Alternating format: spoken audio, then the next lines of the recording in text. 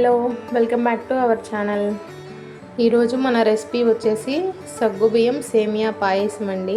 ఫెస్టివల్స్కి కానీ ఏదైనా స్వీట్ చేయాలంటే ముందుగా మనకు గుర్తొచ్చేది పాయసమేనండి. మన వీడియోని ఫస్ట్ టైం చూస్తున్నట్టయితే ప్లీజ్ లైక్ చేసి సబ్స్క్రైబ్ చేయండి. వీడియోని చూస్తున్నారు కానీ లైక్ చేయకుండానే వెళ్ళిపోతున్నారు. ప్లీజ్ లైక్ చేసి షేర్ చేయండి. మీ సపోర్ట్ ఉంటేనే నేను ఇంకా వీడియోస్ చేయగలను. ఓకే, ఇంకా వీడియోలోకి వెళ్ళిపోదాము.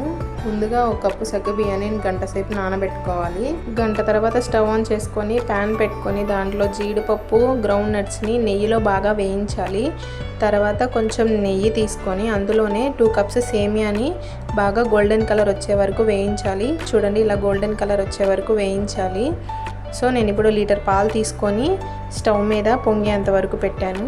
పాలు పొంగాక కొంచెం మరిగిన తర్వాత మనం నెయ్యిలో వేయించుకున్న సేమియా, అలాగే వేరుశనగ గుళ్ళు, జీడిపప్పు మొత్తాన్ని పాలల్లో వేసేసి బాగా మిక్స్ చేయాలి. సగ్గుబియ్యం ముందుగా వేస్తే విరిగిపోతాయి, నానబెట్టాం కదా, అందుకని నేను సేమియా తీసుకున్నాను.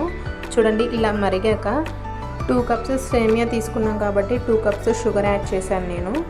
చూడండి, మీకు స్వీట్ ఇంకా కావాలంటే యాడ్ చేసుకోవచ్చు.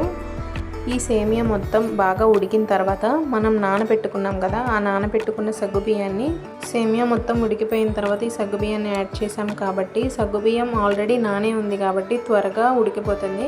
జస్ట్ 2 మినిట్స్ స్టవ్ మీద ఉంచితే చాలు.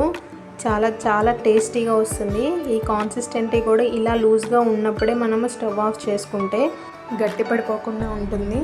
ఇందులోనే ఫ్లేవర్ కోసం మనము 4 ఇలాచీలైనా తీసుకోవచ్చు, లేదా ఇలాచీ పౌడర్ ఉన్నా పర్లేదు, ఏదైనా కానీ ఫ్లేవర్ కోసం చాలా టేస్ట్ వస్తుంది. చివరిలో యాలకులు వేయటం వల్ల పాయసం చాలా చాలా టేస్టీగా వస్తుంది.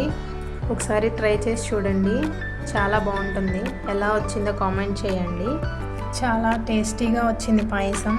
సర్వ్ చేసేసుకొని ఎంజాయ్ చేసేయండి స్వీట్ని. Thanks for watching. Bye bye. Next వీడియోలో కలుద్దాం.